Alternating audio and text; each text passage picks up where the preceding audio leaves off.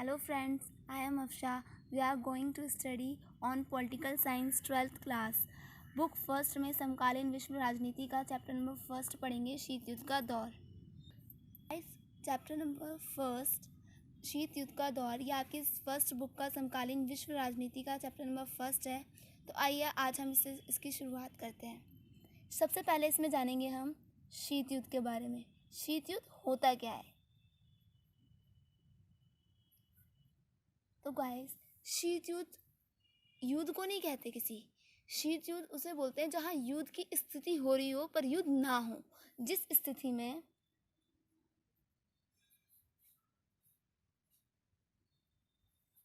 ऐसा लगे कि युद्ध की संभावना है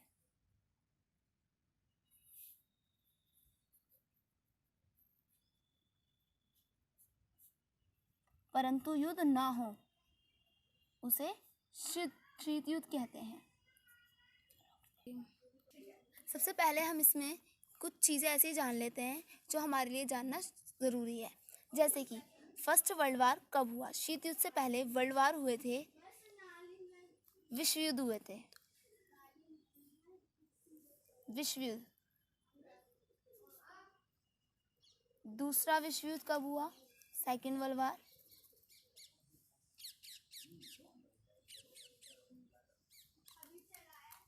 विश्व युद्ध, हाँ, तो फर्स्ट वर्ल्ड वार यानी कि पहला विश्व युद्ध 1940 से 1918 तक, 1914 से 1918 तक चला था। और सेकेंड वर्ल्ड वार, दूसरा विश्व युद्ध 1939 से 1945 तक चला, यानी कि 1939 से 1945 तक चला। अब सेकेंड वर्ल्ड वार के बाद होती है शुरुआत शीत युद्ध की। शीत युद्ध की किसकी?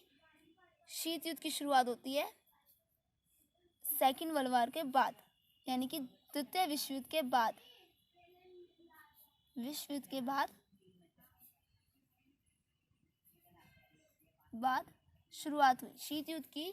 द्वितीय विश्व युद्ध के बाद शुरुआत हुई।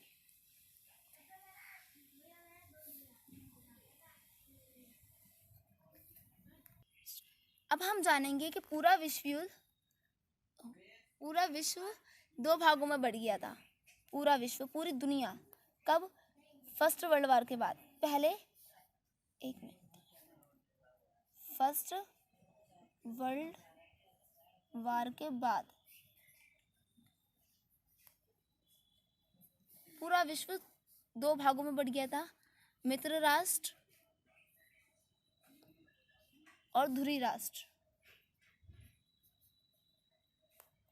मित्र राष्ट्र में अमेरिका, सोवियत संघ, ब्रिटेन, फ्रांस थे। और धुरी राष्ट्र में जर्मनी, इटली, जापान थे। ये समूह था मित्र राष्ट्र का, ये समूह था धुरी राष्ट्र। जब फर्स्ट वर्ल्ड वार के बाद पूरा विश्व दो राष्ट्रों में बढ़ गया था, मित्र राष्ट्र और धुरी राष्ट्र। एक तरफ मित्र राष्ट्र में अमेरिका, सोवियत संघ, ब्रिटेन, फ्रांस था, दूसरी तरफ धुरी राष्ट्र में जापान, इटली, जर्मनी था। अब दोनों में ही, अब इन दोनों के बीच में हुआ था सेकेंड वर्ल्ड वार।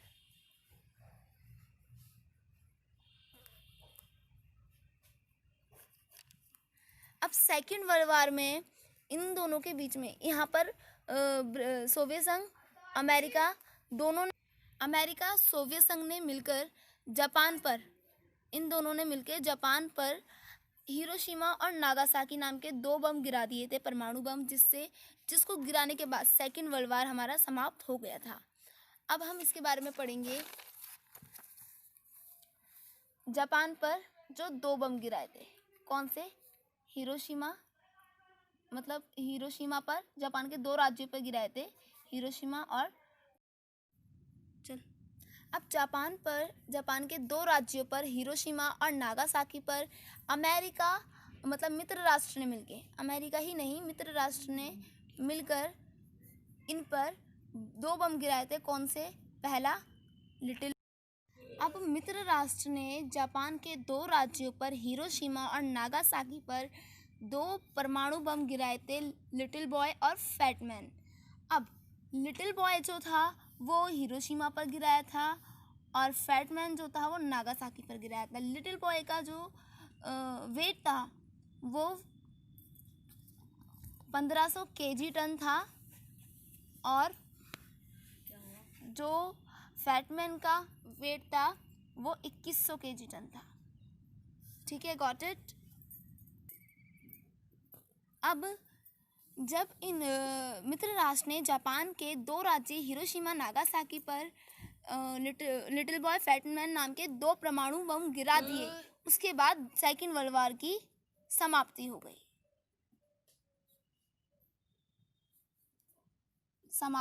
यानी कि सेकेंड वर्ल्ड वॉर समाप्त हो गया। सेकेंड वर्ल्ड वॉर के बाद शीत युद्ध की शुरुआत हो गई, जो शीत युद्ध दो महाशक्तियों के बीच में था। पहली यूएसए, दूसरी यूएसएसआर, अमेरिका और सोवियत संघ, इन दोनों के बीच में शीत युद्ध छिड़ा। शीत युद्ध दो महाशक्तियों के बीच में हुआ था, अमेरिका और सोवियत संघ। अमेरिका था 50 स्टेट्स का समूह और सोवियत संघ था 14 गणराज्यों का समूह।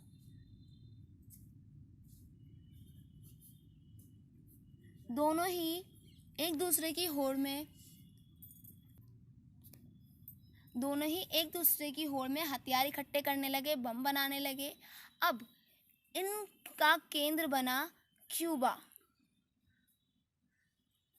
क्यूबा एक छोटा सा देश है, अमेरिका से सटा हुआ देश क्यूबा है, जिसके संबंध कभी भी अमेरिका के साथ अच्छे नहीं रहे, इसीलिए इसने यूएसएसआर से यानी कि सोवियत संघ से दोस्ती कर ली क्यूबा ने। क्यूबा एक छोटा सा द्वीपीय देश था, वह संयुक्त राज्य अमेरिका के साथ सटा हुआ था। क्यूबा के संबंध कभी भी अमेरिका के साथ अच्छे नहीं रहे। शीत युद्ध के दौरान सोवियत संघ के समर्थन में साम्यवाद का प्रसार किया क्यूबा ने सोवियत संघ का साथ दिया, जबकि वह अमेरिका से सटा हुआ था। अब 1959 में 1959 में फिदेल कास्त्रो जो कि जिसने क्यूबा पर अधिकार कर लिया था, वो सोवियत संघ का बड़ा समर्थन था। Fidel Castro. क्यूबा ने अमेरिका के पूंजीपतियों ने करोड़ों डॉलर निवेश किए थे। फिदेल कास्त्रो ने इन उद्योगों पर सरकारी नियंत्रण कायम करते हुए उन सब पर अपना कब्जा कर लिया। अब 1961 में सोवियत संघ के नेता निकिता पुश्चेव, जो यूएसएसआर की नेता थी, और क्यूबा के थे फिदेल कास्ट्रो, यूएसएसआर यानी कि सोवियत संघ के नेता थे निकिता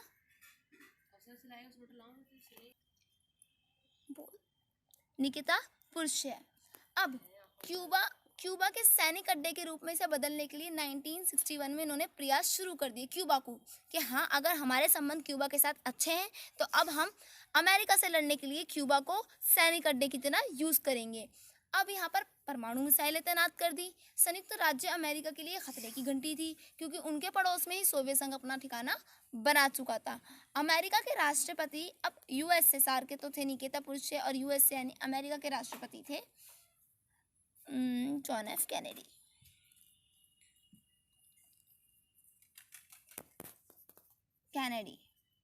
ठीक है, इनको ये बात, इसकी जानकारी उनको अपने सलाहकारों से 3 सप्ताह बाद मिली, 3 वीक बाद मिली उन्हें ये जानकारी कि हमारे पड़ोसी देश जो है क्यूबा, वहाँ पर यूएसएसआर अपना सैनिक अड्डा बना चुका है, अब हमारे लिए खतरे की घंटी है।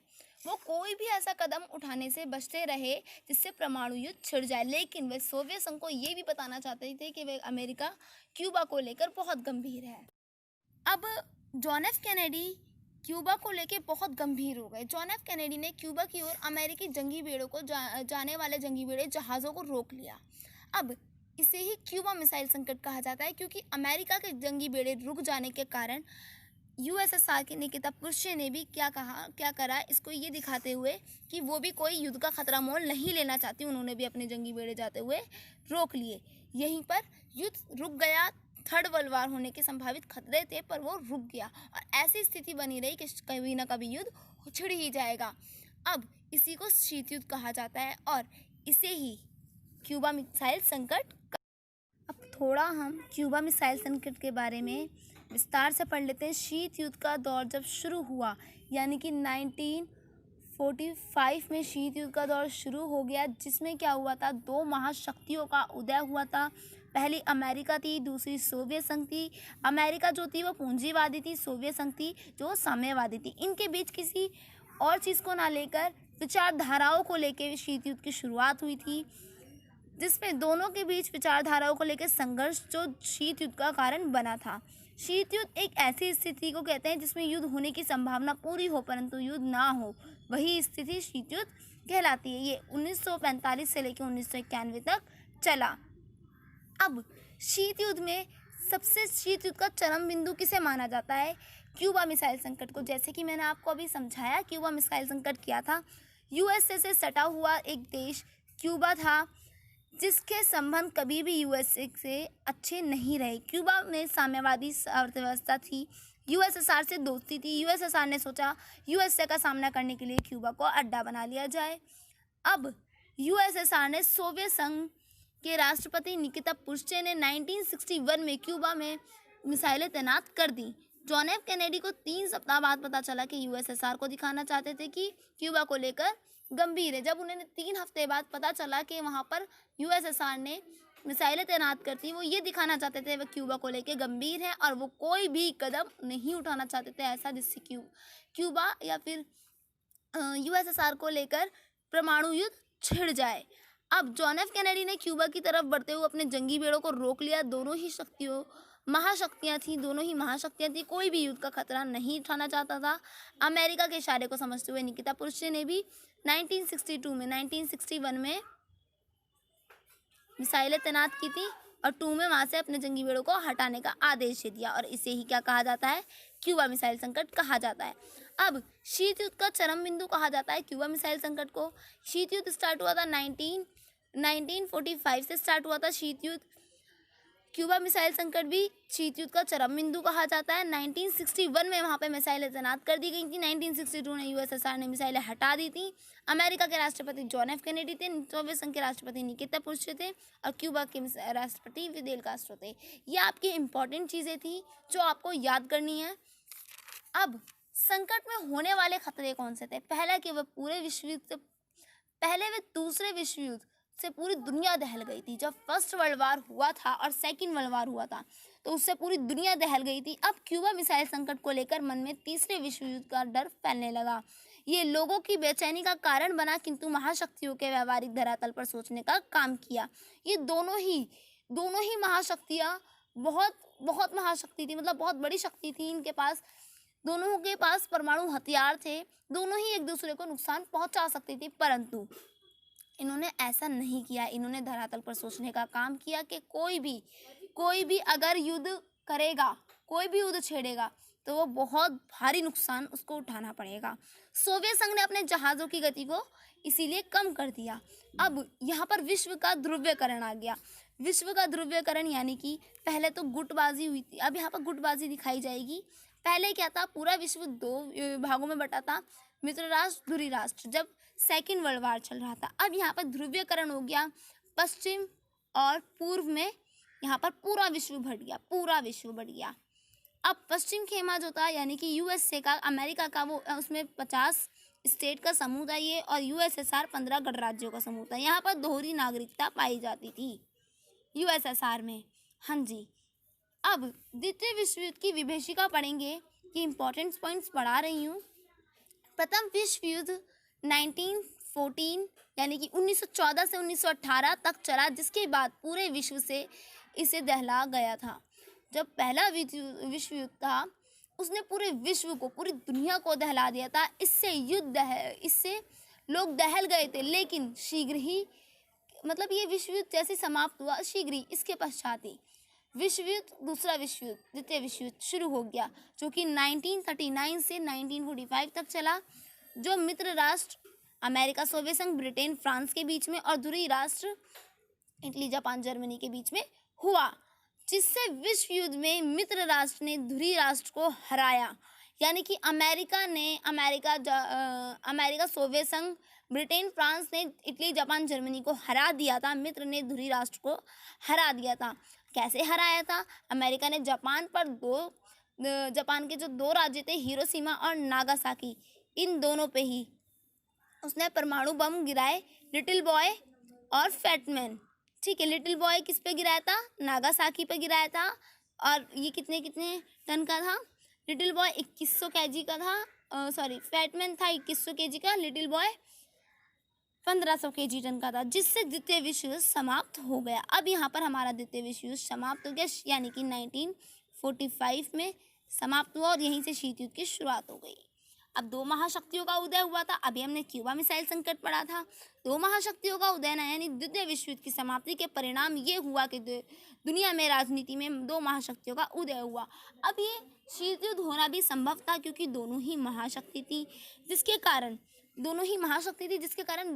दोनों में ये बहस छिड़ी कि दुनिया पर वर्चस्व किसका हो, यूएसए का या फिर यूएसएसआर का। अब दोनों का तो हो नहीं सकता था क्योंकि दोनों ही अलग अलग विचारधाराएं मानने वाली थी, क्योंकि ये पूंजीवादी और ये समाजवादी, ये प्राइवेट प्रॉपर्टी वाली है सोशलाइज्म की। अब दोनों में इस बात को लेकर युद्ध छिड़ गया, यानी कि विचारधारा पर छिड़ा शीत युद्ध, परंतु युद्ध नहीं हुआ।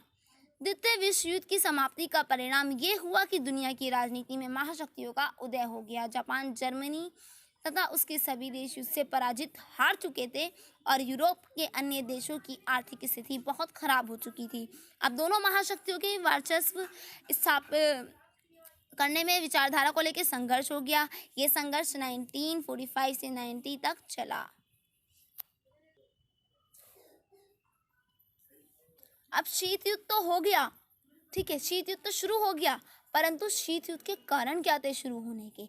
एक दूसरे के विरुद्ध प्रचार अभियान करना।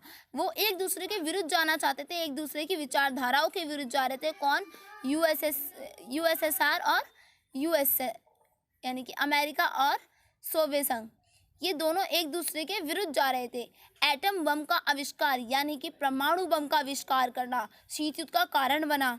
पूर्वी यूरोप में साम्यवादी की स्थापना। अब दोनों ही पूरे विश्व 2 खेमों में बढ़ गई, यूएसए और यूएसएसआर, पश्चिमी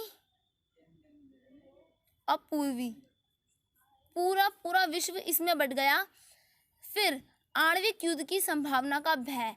अब ऐसा लग रहा था पूरी दुनिया को कि ये शीत युद्ध कहीं तृतीय विश्व युद्ध में ना बदल जाए, और इसमें अगर ये तृतीय विश्व युद्ध में बदलता तो इसमें 100% आणविक हथियारों का यानी परमाणु बमों का, अस्त्र शस्त्रों का बहुत बड़े लेवल पर इस्तेमाल होता। अब शीत युद्ध के प्रभाव क्या हुए? विश्व 2 गुटों में बढ़ गया। क्या हुआ? विश्व जो था, पूरी दुनिया 2 गुटों में बढ़ गई। यूरोप का विभाजन हो गया। सबसे पहले ये विभाजन कहाँ हुआ था? ये विभाजन यूरोप में हुआ था। कौन सा? पूर्वी और पश्चिमी खेमे का। यूरोप 2 भागों में बढ़ गया था, पूर्वी और पश्चिमी। पूर्वी यूएसएसआर का, पश्चिमी अमेरिका का। आतंक में वृद्धि हुई, युद्ध की संभावना बनी रही, विनाश के बारे में सोचा जाने लगा। युद्ध की संभावना बनी रही परंतु युद्ध नहीं हुआ, यानी कि शीत युद्ध बना रहा और विनाश के बारे में सोचा जाने लगा। कहीं ना कहीं हर किसी के मन में यह था कहीं तृतीय विश्व युद्ध ना छिड़ जाए और फिर से तबाही ना मच जाए। अब शीत युद्ध के दौरान मंडराते खतरे को संभालने के लिए जारी योगदान क्या क्या थे? जिस वक्त पूरा विश्व दहला हुआ था तृतीय विश्व युद्ध को ना ही लेकर परंतु शीत युद्ध को लेकर भी सबके मन में एक ही बहस था कि कहीं तृतीय विश्व युद्ध ना छिड़ जाए, क्योंकि सभी को डर था, मानव जाति पे खतरा मंडरा रहा था। इसी को लेके इन 2 विधियों ने बहुत योगदान दिया है इस खतरे को, मंडराते खतरे को संभालने के लिए। पहला, पारस्परिक अवरोध। पारस्परिक अवरोध यानी कि परमाणु युद्ध की स्थिति में दोनों पक्षों को इतना नुकसान उठाना पड़ेगा कि उनमें यह तय करना मुश्किल हो जाएगा कि विजेता कौन होगा। यदि कोई अपने शत्रु पर आक्रमण करके उसके हथियारों को नाकाम करने की कोशिश करे और उसके हथियारों को नाकाम कर भी दे, तब दूसरे के पास उसको बर्बाद करने लायक हथियार बच जाते हैं। इसे अपरोधी रोग के संतुलन कहा जाता है। क्या? रोग के संतुलन, यानी पारस्परिक अवरोध, जिसका मतलब रोग के संतुलन भी होता है। दोनों ही पक्षों के पास, यहाँ पर दोनों ही पक्षों के पास एक दूसरे के मुकाबले परस्पर नुकसान पहुंचाने की इतनी क्षमता होती है कि कोई भी पक्ष युद्ध का खतरा नहीं उठाना चाहता। यहाँ पर बनती है पारस्परिक अपरोध यानी कि रोक के संतुलन। ठीक है, अब दूसरा आता है संयम और संतुलन। ठीक है, शीत युद्ध के दौरान दोनों महाशक्तियों ने अपने अपने गुट थे। शीत युद्ध के दौरान दो गुट बट गए थे, यूएसएसआर और यूएसए, पूर्वी और पश्चिमी गुट। पूरा विश्व पूर्व और पश्चिम में बट गया था। फिर दोनों के पास अपने अपने गुट थे। इस गुटों में शामिल अपेक्षा थी कि वह तर्क संगत जैसा संबंध करे। अब इन गुटों में जो जो शामिल हो रहा था उनकी अपेक्षा की जा रही थी कि वो यहाँ इससे तर्क संगत जैसा व्यवहार करें। परस्पर विरोधी गुटों में शामिल समझना था कि आपसी युद्ध से जोखिम है। परस्पर विरोधी गुट में जैसे शामिल जो लोग थे वह लोग सोचते थे कि यह आपसी जो झगड़ा है, जो लड़ाई है, वह क्या है, युद्ध जोखिम है। यहाँ की युद्ध जो है, आपसी युद्ध जोखिम है, क्योंकि संभव था कि दोनों महाशक्तियों के बीच युद्ध छिड़ जाए। शीत युद्ध के दौर में संभव हुआ, मतलब हर वक्त ये क्षमता बनी रहती थी, ये सोचते रहता था हर कोई कि कहीं युद्ध ना छिड़ जाए, और ये युद्ध छिड़ता तो बहुत ही ज़्यादा जोखिम खतरे में दोनों पड़ जाते।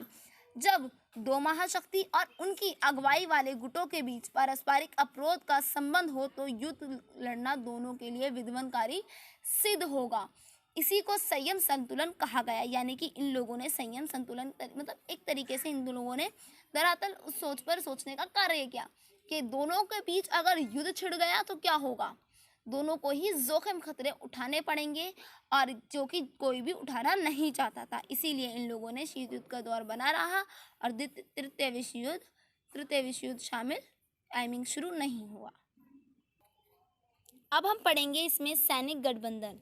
अभी हमने पढ़ा तृतीय विश्व युद्ध के बाद हुआ शीत युद्ध की शुरुआत के बारे में, क्यूबा मिसाइल संकट के बारे में, शीत युद्ध के कारण व प्रभाव के बारे में, व दो ध्रुवीयता का शुरुआत कैसे हुई, विश्व दो ध्रुव में कैसे बटा। अब हम पढ़ेंगे सैनिक गठबंधन। सैनिक गठबंधन की शुरुआत पश्चिमी खेमों में स्वयं को एक गठबंधन संगठन का स्वरूप दिया, जिसको नाटो कहते हैं, और इसकी स्थापना उत्तर अटलांटिक में हुई।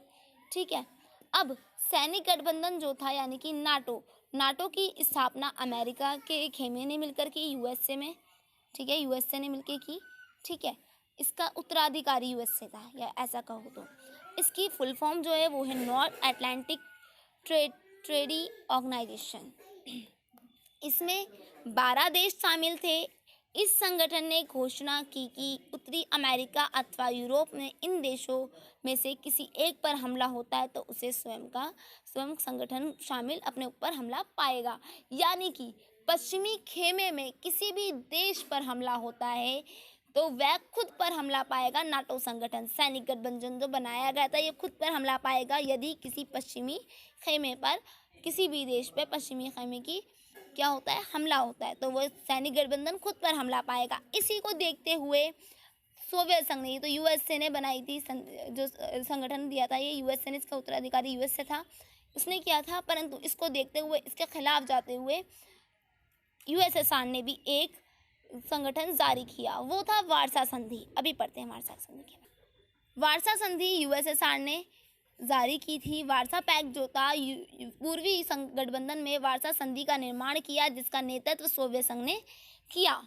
इसकी स्थापना 1955 में हुई। इसका मुख्य कार्य नाटो में शामिल देशों का यूरोप का सामना करना था। अब इसका मुख्य कार्य क्या था, जो नाटो में लोग हैं उनका शामिल करना। ये महाशक्तियों के बीच तानातानी उदाहरण यूरोप बना। महाशक्तियों ने अपने गुट में शामिल करने के लिए कुछ देशों की ताकत का इस्तेमाल किया भी। इसीलिए अब दोनों में उसने सैनिक गठबंधन बनाया नाटो, तो इन्होंने वार्सा संधि लागू कर दी। अब यहाँ पर ऐसे ही सीटो सेंटा का यूज़ हुआ, सीटो सेंटो बनाया गया। ये भी एक गठबंधन था। पूर्वी दक्षिण पूर्वी एशिया तथा पश्चिमी एशिया ने अमेरिका ने गठबंधन का नया तरीका अपनाया। इस गठबंधन को दक्षिण पूर्वी एशिया संगठन कहा जाता है, South East Asia trade organisation. ये केंद्रीय संबंधी गठबंधन था जो दक्षिण के केंद्रीय देश थे उनका गठबंधन था, जो कि अमेरिका के साथ था। सीटो, इसमें फिलीपींस, पाकिस्तान तथा थाईलैंड थे, और सेंटो में इराक, तुर्की और ईरान सामरिक गठबंधन थे। सीटो पूर्वी दक्षिण पूर्वी एशिया, पश्चिमी एशिया, अमेरिका नया तरीका अपनाया था पश्चिमी एशिया दक्षिण पूर्वी एशिया को अपने समर्थन में लाने के लिए। और सेंटो जो था वो केंद्रीय गठबंधन था, तुर्की, इराक तथा ईरान सामरिक गठबंधन था ये। अब हमने पढ़ा था सीटो सेंटो। अब हम पढ़ेंगे ट्रूमैन सिद्धांत के बारे में और मार्शल योजना के बारे में। ट्रूमैन सिद्धांत क्या था? ये सिद्धांत अमेरिका के राष्ट्रपति ने बनाया था, जिसमें वे कह रहे थे कि युद्ध को ग्रसित हुए सभी लोगों को वो आर्थिक मदद करेंगे तथा वो पूंजीवादी अर्थव्यवस्था अपना ले। तो मतलब कि ट्रूमैन जो थे वो अमेरिका के राष्ट्रपति थे। ये ट्रूमैन सिद्धांत उन्हीं के द्वारा बनाया गया था जिसमें उन्होंने कहा था जितने भी लोग युद्ध में ग्रसित हुए हैं, यानी कि युद्ध से पराजित हुए हैं, वे सभी पूंजीवादी अर्थव्यवस्था अपना लें, वे उनकी आर्थिक मदद करेंगे। अब मार्शल योजना भी इसी के तहत बनाई गई थी। इस सिद्धांत में यूरोप का विकास कार्यक्रम चलाया गया। यूरोप का विकास के लिए मार्शल योजना चलाई गई थी। अमेरिका के विदेश मंत्री मार्शल ने इस सिद्धांत को चलाया। इस यूरोप के सभी राज्यों को द्वितीय विश्व युद्ध के दौरान क्षति झेल चुके हैं आर्थिक सहायता दी जाएगी। मार्शल प्लान 1952 तक चला। सोवियत संघ ने इसका विरोध करते हुए कॉमीकॉन यानी कि council for mutual economic assistance की स्थापना की। इसके तहत ये किया गया कि रूस, पोलैंड, यूगोस्लाविया, दंगरी, यूनानिया, चेकोस्लोवाकिया आपस में व्यापार का संबंध रखेंगे, अन्य पश्चिमी राष्ट्रों से कोई भी व्यापारिक संबंध नहीं रखेंगे, यानी कि कोई भी यूएसए से व्यापारिक संबंध नहीं रखेगा। ये इसने शीत युद्ध को बढ़ावा दिया। तो गाइस, अब हम पढ़ेंगे शीत युद्ध के प्रसार को रोकने वाली कौन कौन सी संधियां थी। पहली, परमाणु अप्रसार संधि, यानी कि न्यूक्लियर प्रोलिफरेशन ट्रीटी, यानी कि जिसमें यह बताया गया था, ये जुलाई 1968 को वाशिंगटन, लंदन के मॉस्को में इस संधि के दस्तावेजों पर हस्ताक्षर किए। किसने? जुलाई में वाशिंगटन, लंदन तथा मॉस्को ने इस संधि पर हस्ताक्षर किए। यह 5 मार्च 1970 को प्रभावी हो गई। इस संधि के तहत 1 जनवरी 1967 को रेखा बांधते हुए यह परिभाषित किया गया कि विश्व के 5 देश अमेरिका, सोवियत संघ, ब्रिटेन, फ्रांस तथा चीन परमाणु संपन्न राष्ट्र हैं। इस संधि के तहत ये सुनिश्चित किया कि इन 5 के अलावा कोई अन्य देश परमाणु हथियार बनाने से रोका जाएगा। परंतु इस संधि पर भारत ने हस्ताक्षर नहीं किए थे। करंट अफेयर्स है। देन दूसरी थी गुटनिरपेक्ष आंदोलन। ये भी शीत युद्ध को रोकने के प्रसार करने वाली संधि थी, एक तरीके से नॉन अलाइड मूवमेंट। शीत युद्ध के कारण विश्व 2 गुटों के बीच बढ़ चुका था। ऐसी स्थिति में औपनिवेशिक शासन ब्रिटेन, फ्रांस से चंगुल से मुक्त होकर नव स्वतंत्र देशों की चिंता हुई कि गुटबाजी में पड़कर कहीं वे अपनी आज़ादी फिर से ना खो दें। इसीलिए नव स्वतंत्र राष्ट्र, जिसमें भारत भी एक था, दोनों गुटों से अलग होकर अपने लिए तीसरे रास्ता चुनने का निर्णय लिया। महत्वपूर्ण घटना से गुटनिरपेक्ष आंदोलन का विकास हुआ। इस आंदोलन ने नव स्वतंत्र राष्ट्रों को 2 ध्रुवीय विश्व की गुटबाजी से अलग होने का मौका दिया। गुटनिरपेक्ष आंदोलन ने जो नव स्वतंत्र देश थे उन्हें अलग से चलने का मौका दिया। वो उन लोगों का मानना था, उन राष्ट्रों का मानना था जो हाल फिलहाल में स्वतंत्र हुए थे, कहीं वे गुटबाजी में पड़कर अपनी दोबारा स्वतंत्रता ना खो दें। इसीलिए उन लोगों ने अलग रास्ता यानी कि गुटनिरपेक्ष के रास्ते पर चलना मुनासिब समझा। इसीलिए उन्होंने गुटनिरपेक्ष आंदोलन यानी कि गुटनिरपेक्ष की संधि पर हस्ताक्षर कर दिए। अब इसमें गुटनिरपेक्ष आंदोलन की प्रेरणा करता हुआ यूगोस्लाविया के नेता जोसेफ ब्रोज टिटो, भारत के जवाहरलाल नेहरू, मिस्र के अब्दुल गमार नासिर और इंडोनेशिया के सुकर्नो और घाना के वामिंग एंग्रोमो ने इसका जोरदार समर्थन किया और ये 5 नेता गुटनिरपेक्षता के संस्थापक नेता कहलाए। पहला गुटनिरपेक्ष सम्मेलन 1961 में यूगोस्लाविया की राजधानी बेलग्रेड में हुआ। 5 नेता कौन कौन थे? यूगोस्लाविया के Joseph Broz Tito and Bharat के जवाहरलाल नेहरू, मिस्र के गमाल अब्दुल नासिर, इंडोनेशिया के सुकर्नो, घाना के वामिंग एंग्रोमो। ये 5 संस्थापक नेता थे गुटनिरपेक्षता के। ये इंपॉर्टेंट है, कुछ भी आ सकता है इसमें से। गाइस, हमने गुटनिरपेक्षता के बारे में पढ़ा कि हाँ भाई, उसने नव स्वतंत्र राष्ट्रों को अलग चलने का मौका दिया। उसने दिया कि वो वापस गुटबाजी में आकर दोबारा अपनी स्वतंत्रता ना खो दे। परंतु इसका अर्थ क्या है? गुटनिरपेक्षता का अर्थ है गुटनिरपेक्षता का तात्पर्य विभिन्न ऐसे संगठनों से अलग रहते हुए प्रत्येक प्रश्न का निर्णय अंतर्राष्ट्रीय स्तर पर उसके गुण व दोष के आधार पर करना है। गुटनिरपेक्षता का अर्थ पृथकतावाद नहीं है। गुटनिरपेक्षता का अर्थ अलग होना नहीं है। गुटनिरपेक्षता का अर्थ है कि वह अंतर्राष्ट्रीय स्तर पर उसके गुण व दोष के आधार पर क्या करे, कोई भी निर्णय ले या भी कोई भी प्रश्न उठा सके, परंतु इसका अर्थ कोई पृथकतावाद होना या अलग होना नहीं है। अब हम पढ़ेंगे गुटनिरपेक्षता के उद्देश्य। गुटनिरपेक्षता का अर्थ तटस्थता का धर्म निभाना भी नहीं है। तटस्थता का अर्थ होता है कि मुख्य युद्ध में शामिल ना होने की नीति का पालन करने वाला देश ये आवश्यक नहीं कि वह युद्ध को समाप्त करे। ऐसे युद्ध में ना तो भाग लेते हैं और ना ही युद्ध का गलत होने पर उनका पक्ष लेते हैं। गुटनिरपेक्षता आंदोलन के प्रमुख उद्देश्य निम्न थे कि साम्राज्यवाद को सारे संसार से समाप्त करना उस उद्देश्य की प्राप्ति के लिए प्रत्येक राष्ट्रीय आंदोलन का समर्थन देते थे। गुटनिरपेक्ष के जो संस्थापक लोग थे या गुटनिरपेक्ष के राष्ट्र जो थे, दक्षिण अफ्रीका, दक्षिण एशिया तथा अन्य देशों में चल रहे रंग विरोधी आंदोलन को भरपूर समर्थन देना, विश्व में शांति की सुरक्षा व निशस्त्रीकरण दोनों पर भरपूर सहयोग देना। गुटनिरपेक्षता जो था वो नई अंतर्राष्ट्रीय आर्थिक व्यवस्था की स्थापना की मांग करता था। संयुक्त राष्ट्र संघ तथा सुरक्षा की पुनर्गठन की मांग करना, विकासशील राष्ट्रों के बीच आर्थिक, व्यापारिक तथा सांस्कृतिक संबंधों के विकास पर जोर देना, ये गुटनिरपेक्षता के उद्देश्य थे।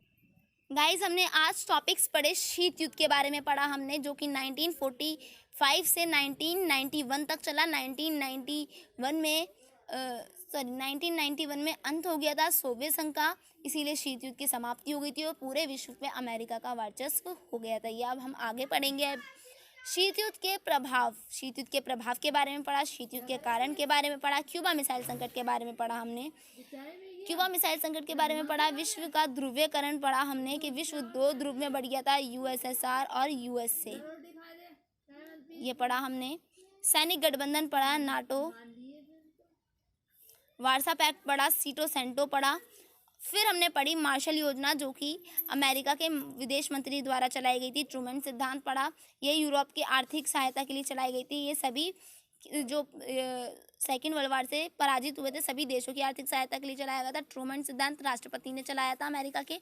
फिर हमने पढ़ा शीत युद्ध को प्रसार को रोकने वाली संधि, परमाणु अप्रसार संधि और गुटनिरपेक्षता, हमने इन सभी के बारे में पढ़ा। अब गुटनिरपेक्षता की हमने आलोचना पढ़ी, गुटनिरपेक्षता के हमने उद्देश्य पढ़े। हमारा चैप्टर इतना ही है। इसमें चैप्टर हमारा गाइस कंप्लीट होता है। आपको अगर वीडियो पसंद आए तो लाइक करें, शेयर करें और चैनल को सब्सक्राइब करना ना भूलें। Thank you so much.